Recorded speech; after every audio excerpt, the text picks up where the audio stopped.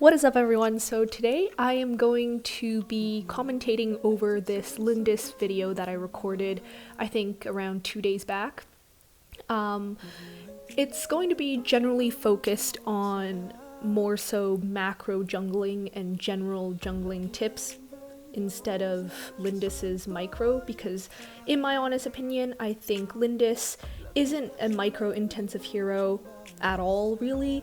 She is mainly about understanding the macro of jungling and understanding how to rotate and how to help your teammates and be in the right place at the right time.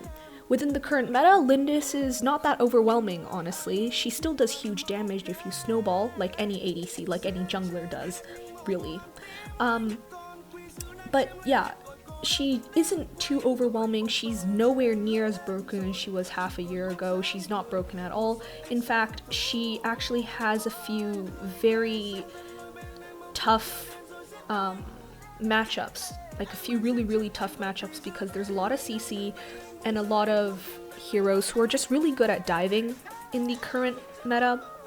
Makes it really hard for her to get around if you get caught out. But she is still incredibly amazing at what she does best, which is rotating. If you know her macro, if you know how to farm, if you know jungling, then you will do great on her. And that's what I really love about Lindis, is that if you understand the macro of jungling, if you understand rotations, you will be able to maximize her potential no matter where, no matter what is happening around you, because Lindis is just the best jungler at macro rotations. No one can beat her. The bushes and her jungle clear just makes her amazing at rotating. Here we go on to the Malik. I overextend here and then get caught out and I die, which is, I think, a shame, but it's more so my issue. I overextended there. I just really wanted to get the Malik, so I ping for retreat now because, you know, there's no use of keep on fighting there. We could risk losing more people, but they managed to turn it around somewhat, and the score is now at 2-2. So back to what I was talking about, just generally rotations, right?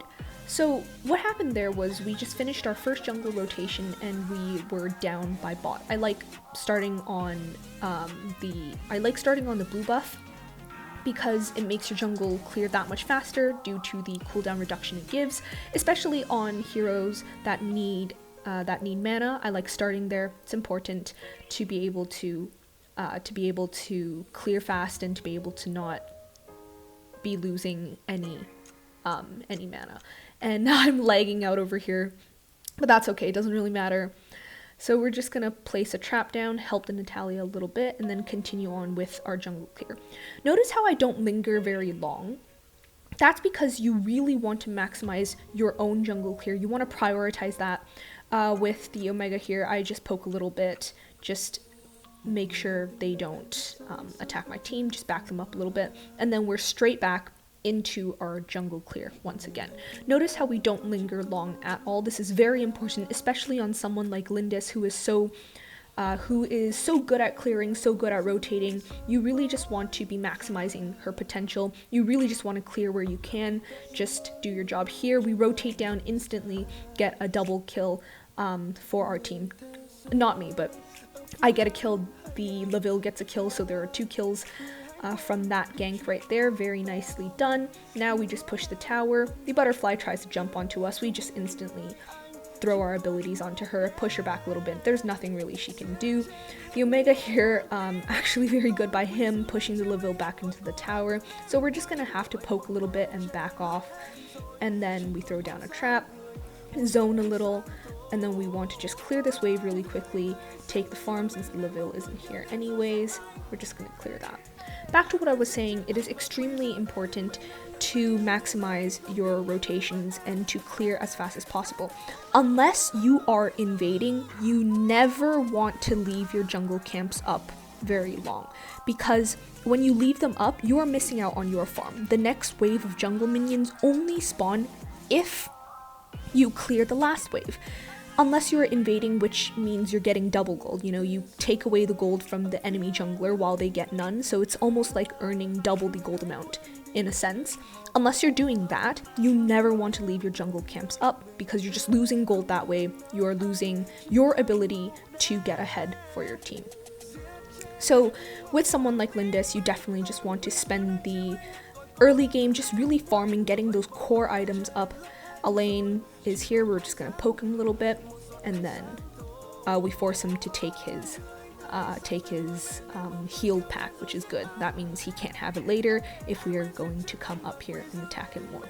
So here we're just going to clear the Spirit Sentinel. We take it, and then we zone the Omega a little bit, make sure he goes back, make sure he doesn't do anything, and then we're just going to take the wave. You notice how we're just taking gold wherever we can. We farm Spirit Sentinels, we farm the Vision Birds, we farm our own jungle, we farm the lanes, we farm everything. In this game, since I am solo queue right now, there is not a lot of synergy in terms of where everybody is. I don't know what my teammates are thinking, so I don't want to risk, just check the bush, I don't want to risk invading and getting killed, really.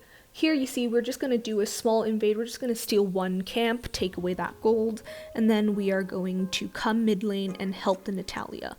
We zone the Omega with our traps, and then we just clear the wave with her really quick. Here the Omega thinks that he can do something, but unfortunately he underestimates how much damage we do, and right here we just kill him with our ultimate. The butterfly jumps onto Natalia. I check the bush really quickly, and then we're just gonna leave. So there's no one here means the bushes are clear and I can rotate down. I see the Telenos, and oh, there's Malik. I should check the bush, but my ability was down. But here, huge mistake by him. He overextends. He thinks he can take us. Not possible. We just kite him using our bush passive buff, and then we are going to clear that small camp, get more gold, and then help with clearing this wave really quickly. Here we're just going to check to see if the enemy's buff is up. It is not. That's okay. We are just going to continue down here, rotate to mid lane. You notice how we're always doing something. We're always clearing, we're always ganking, we're always zoning the enemies, we're always doing something. You're never passive as a jungler. Here we just killed Omega. Great ulti by the Aram, instantly catches him out. That was a huge mistake by the enemies, honestly, just extending out so far without any help. Here we're just going to rotate through the bush, and then we're just going to attack the Telenos. She is caught out. She doesn't have her support.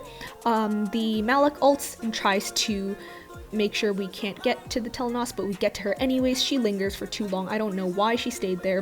One auto attack and she's dead. Here we see the blue buff up. No one's getting it. We're just gonna get her really quickly, get more gold, and steal more gold away from the enemy jungler.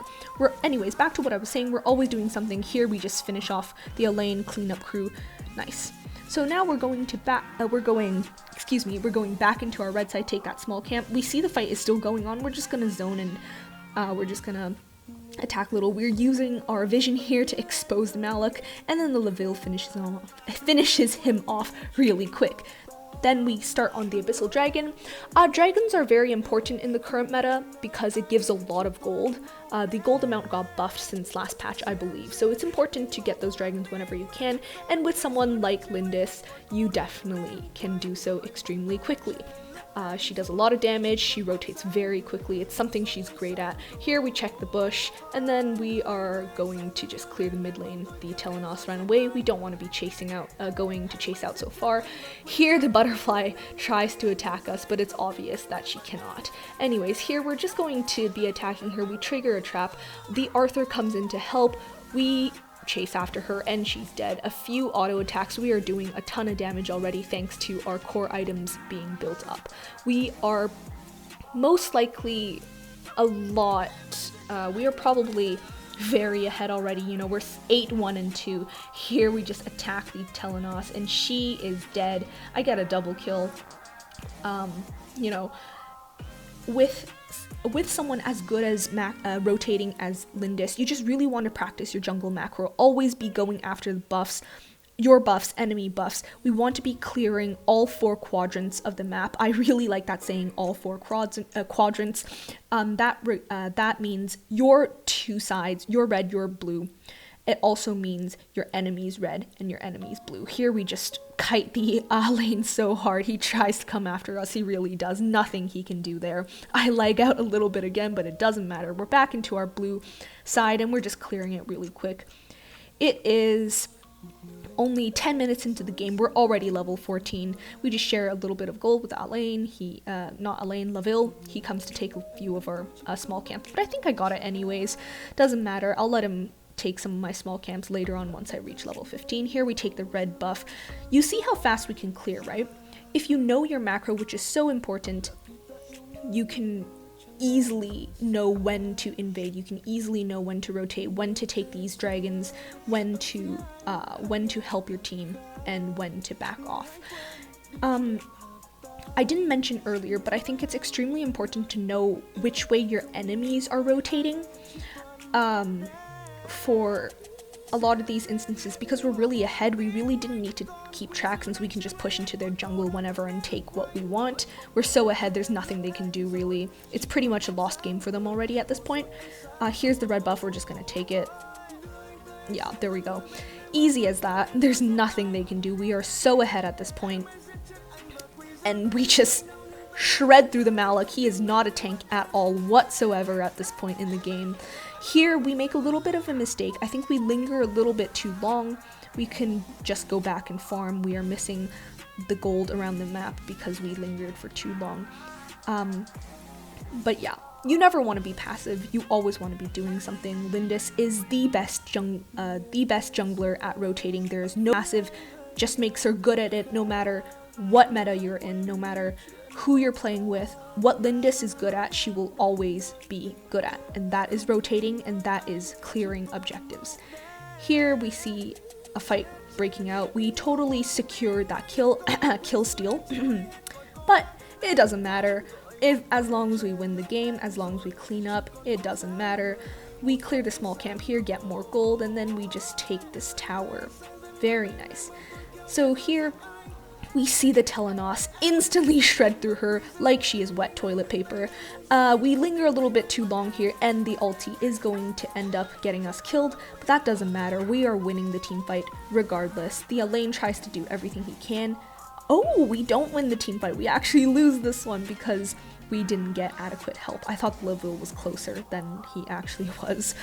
Misplay by us, doesn't really matter, but still, you want to be careful. You never want to give the enemies a chance to come back. That actually panicked me a little bit in game, but I should be okay. It should be okay. We do end up winning, obviously. We are 14-2-8. We are almost full build at 12 minutes into the game.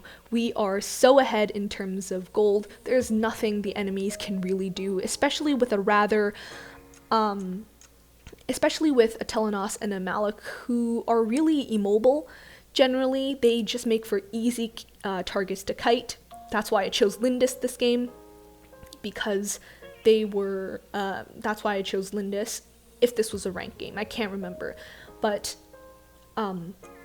yeah, if you see immobile heroes, just choose someone like Lindis, who is great at kiting enemies. Here we get the Darkslayer, and then we just throw down a trap, and then the Omega is coming in trying to do something. He can't do anything.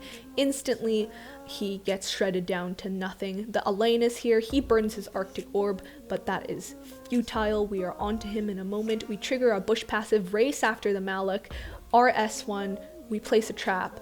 The Telenos is already dead anyways. I think that was a triple kill. Yes, it was.